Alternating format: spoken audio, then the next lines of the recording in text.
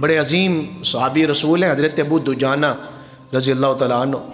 وہ روزانہ صبح کی نماز پڑھتے حضور کے پیچھے، جیسے ہی سلام حضور پھیرتے وہ وہاں سے تشریف لے جاتے، دعا نہیں مانگتے تھے.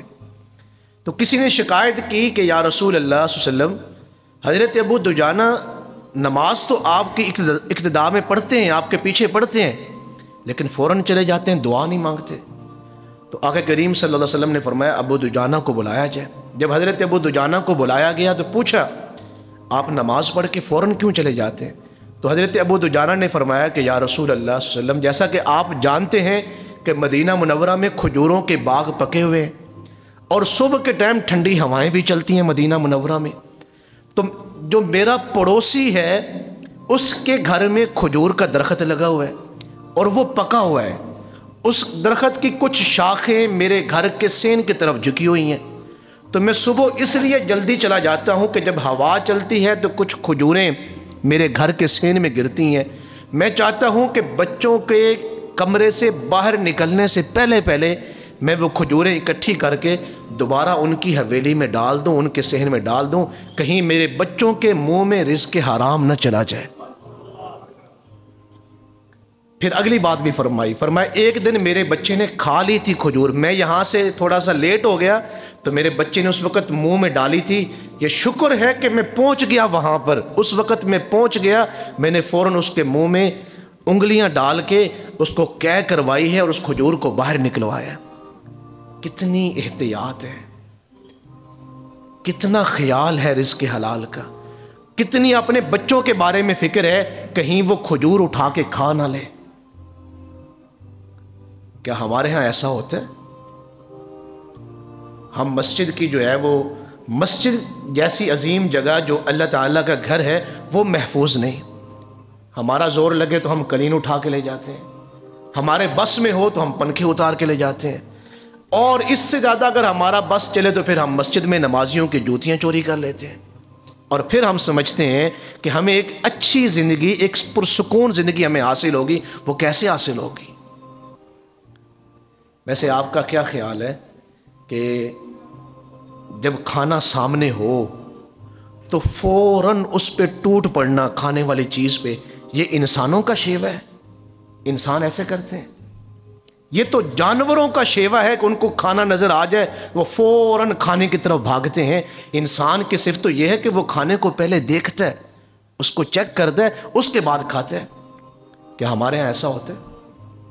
یا کسی سے چھین کے کھانا یہ انسان کی عادت ہے یا درندوں کی عادت ہے کہ وہ کسی سے چھین کے چیز کھاتا ہے؟ جیسے بعض کتے ہیں جب بھی کوئی چیز کھائیں گے وہ ایک دوسرے سے چھین کے کھائیں گے. یا لومڑی کی یہ عادت ہے کہ وہ دھوکے سے چیز کو چرا لیتی ہے. انسان کی عادت نہیں ہے وہ کسی کو دھوکہ دے کے کوئی چیز حاصل کرے. تو حضرت ابو دجانہ نے جب یہ بات کی تو حضور خوش ہو گئے، خوش ہو کے فرمایا کہ آپ اس درخت کو خرید کیوں نہیں لیتے؟ تو عرض کی یا رسول اللہ صلی اللہ علیہ وسلم، ممکن ہے کہ وہ نہ بیچنا چاہے. فرمایا اس کو بلا کے لائیں پڑوسی کو، وہ یہودی تھا. تو حضور علیہ الصلوۃ والسلام نے ارشاد فرمایا کہ یہ جو تمہارا کھجور کا درخت ہے میں چاہتا ہوں یہ تم میرے ساتھ سودا کر لو، یہ ابو دجانہ کو دے دو. اس نے کہا جی آپ قیمت لگائیں. حضور نے فرمایا جنت میں بڑے 10 درخت اس ایک کھجور کے عوض میں مجھے دے دیں. تو اس نے کہا کہ جناب جنت آپ کے نزدیک ہوگی، میرے نزدیک تو جنت ہے ہی نہیں، میں تو یہودی ہوں، میں آپ پہ ایمان نہیں رکھتا، تو آپ کی بات کو کیسے مانوں گا کہ جنت میں کچھ ملنا ہے کہ نہیں ملنا. یہاں دنیا کی کسی چیز کے بارے میں بات کریں اور اس سے مجھے مطمئن کریں. اب ذرا دلوں کو تھام کے سنیں. وہاں بیٹھے ہوئے تھے سیدنا صدیق اکبر رضی اللہ تعالیٰ عنہ. انہوں نے عرض کی یا رسول اللہ صلی اللہ علیہ وسلم اگر اجازت ہو تو میں اس سے سودا کر لوں؟ تو حضور نے فرمایا کر لیں. تو آپ نے فرمایا کہ میرے فلاں باغ میں جو سب سے اچھے 10 کھجور کے بوٹے ہیں وہ تم رکھ لو، اور یہ جو کھجور کا ایک درخت ہے آپ کے صحن میں یہ ابو دجانہ کو دے دو. وہ راضی ہو گیا. جب وہ راضی ہوا تو راضی ہونے کے بعد وہ گھر چلا گیا. تو میرے آقا و مولا صلی اللہ علیہ وسلم نے فرمایا کہ اے صدیق اکبر، جو 10 بوٹوں کا اعلان میں نے اس کے لیے کیا تھا وہ 10 بوٹے اللہ نے تمہارے نام کر دی ہیں. وہ 10 درخت جو ہیں وہ اللہ نے تمہارے نام کر دیے۔ جب وہ گھر آیا، چونکہ یہودی تھا، تو بیوی سے کہا، اس نے کہا یہ کیسے ہو سکتا ہے، یہ میرے گھر کے سین میں لگا ہوا درخت، ہمارے گھر میں جو درخت لگا ہوا ہے وہ ہمارے پڑوسی کا کیسے ہو سکتا ہے، یہ ناممکن ہے۔ یہ باتیں کرتے ہوئے سو گئے۔ جب صبح وہ اٹھے تو انہوں نے اپنے گھر کے سین میں دیکھا جیسے یہاں کوئی درخت تھا ہی نہیں کھجور کا۔ تو انہوں نے ذرا غور سے دیکھا، وہ کھجور کا درخت جو ہے خود بخود حضرت ابو دجانہ کے گھر میں آ چکا تھا۔ تو وہ سمجھ گئے کہ مسلمان کتنے عظیم لوگ ہیں کہ وہ اپنے بچوں کو اس درخت کی کوئی گری ہوئی کھجور بھی نہیں کھلانا چاہتے۔ یہ ہمارے پاکستانیوں کو بالخصوص عادت ہے، اگر ہم مونگ پھلی کی ریڑھی پہ کھڑے ہوئے ہیں، یار یہ 100 روپے کی ڈال دے، ساتھ کھڑے ہوئے کھاتے رہتے ہیں۔ فروٹ لینے جاتے ہیں تو اپنا فروٹ جو ہے اس میں ڈلوا رہے ہیں اور ساتھ وہاں سے چیزیں اٹھا کے کھا رہے ہیں۔ مٹھائی لینے گئے ہیں تو وہاں سے خود بخود چیزیں بغیر قیمت کے چیک کرنے کے بہانے ہم وہاں سے اٹھا کے جو ہے کھا رہے ہیں۔ یہ چیزیں ہمارے لیے حلال نہیں۔ یا ہمارے دیہاتوں میں علماء نے کیا لکھا ہے، فقہاء نے کیا لکھا ہے، وہ لوگ جو راستے میں راستہ بند کر کے کوئی چیز بیچ رہے ہوں، جیسے ہمارے یہاں ریڑیاں لگتی ہیں، یا بازاروں کے اندر جو ہے وہ دکاندار اپنی دکان کا کرایہ دیتے ہیں، اپنے سامنے والی جگہ کسی ریڑھی والے سے کرایہ لیتے ہیں، آپ یہاں پہ ریڑھی لگا لیں، یا دکاندار اپنا سامان اندر سے نکال کے وہ باہر راستے میں لگا دیتے ہیں۔ آپ کبھی بازار گئے، دکانوں کی طرف اندر جھانکیں، دکانیں خالی ہیں، باہر گزرنے کے لیے راستہ ہی نہیں ہے۔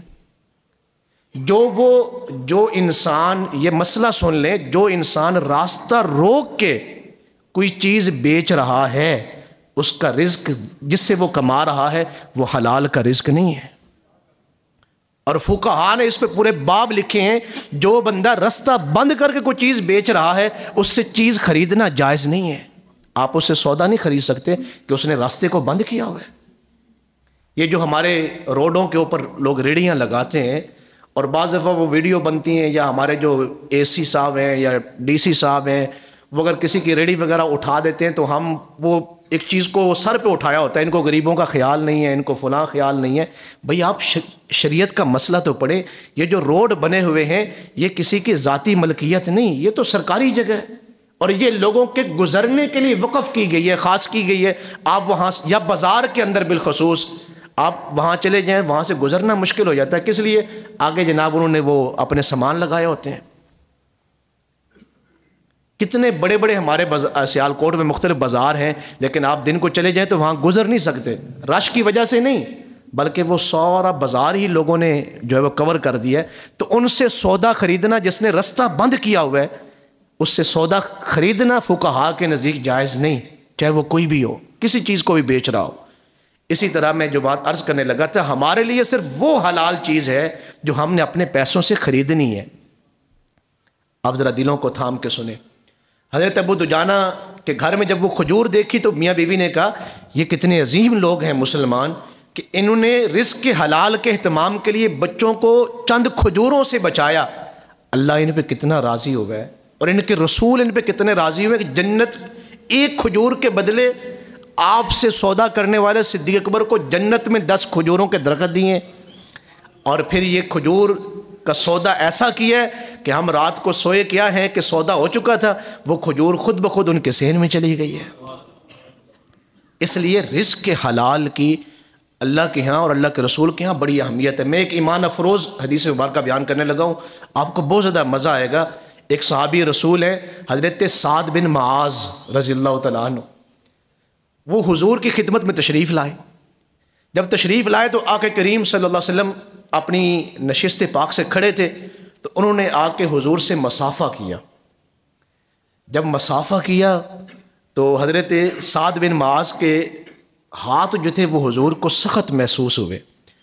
وہ مقام کتنا عظیم مقام ہوگا، یا وہ گھڑیاں کتنی عظیم ہوں گی جب حضور علیہ الصلوۃ والسلام حضرت سعد بن معاذ کے ہاتھوں کو یوں پکڑ کے دیکھ رہے ہوں گے۔ یہ کوئی معمولی شرف ہے کہ ایک شخص کے ہاتھ جو ہے وہ حضور کے ہاتھوں میں، اور حضور ان کے ہاتھوں کو یوں سیدھا کر کے دیکھ رہے ہیں۔ اور پھر سعد بن معاذ سے کہا یہ تمہارے ہاتھ اتنے سخت کیوں ہیں؟ تو انہوں نے عرض کی یا رسول اللہ صلی اللہ علیہ وسلم، میں مزدوری کرتا ہوں اور رزق حلال کماتا ہوں، اس کے لیے مجھے بیلچہ چلانا پڑتا ہے، تو بیلچہ چلانے کی وجہ سے میرے ہاتھ سخت ہو گئے۔ اب ذرا دلوں کو تھام کے سنیں، حضور نے حضرت سعد بن معاذ کے یوں ہاتھوں کو سیدھا کیا ہوا تھا، ہتھیلیاں اوپر کی طرف کی ہوئی تھیں، یوں حضور نے ہاتھوں کو پکڑ کے بوسہ دیا ہے۔ آپ سن رہے ہیں میں کیا کہہ رہا ہوں؟ حضرت سعد کی بات نہیں کر رہا کہ سعد بن معاذ نے حضور کے ہاتھوں کو بوسہ دیا۔ کس نے بوسہ دیا؟ حضور نے حضرت سعد بن معاذ کے ہاتھوں کو بوسہ دیا، اور بوسہ دے کے فرمایا القاسب حبیب اللہ، اے سعد یہی وہ ہاتھ ہیں جن سے اللہ محبت کرتا ہے، یہ وہ ہاتھ ہیں جن سے اللہ محبت کرتا ہے، یہ وہ ہاتھ ہیں جو اللہ کو محبوب ہیں، یعنی وہ ہاتھ جو رزق کے حلال کی کوشش میں لگے رہے یہاں تک کہ وہ ہاتھ سخت ہو گئے، اللہ ان ہاتھوں سے محبت کرتا ہے۔